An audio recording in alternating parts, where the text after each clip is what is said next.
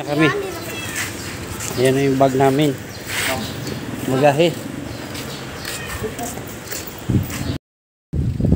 Okay. So yun na yung barko sa sakyan namin. Ayan.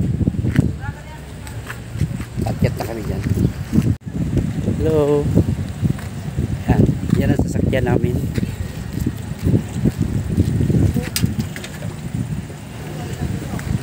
Yan ang mga pasahero. Iba. Akyat na ako. Saan yung oras ang larga ba? Kapit na. Ayan. Malapit. Dito na ako sa barko. Yung ferry. Ayan.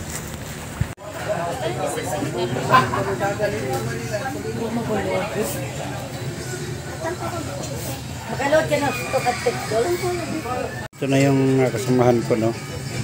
Hi, Palong! Ayan, si Palong.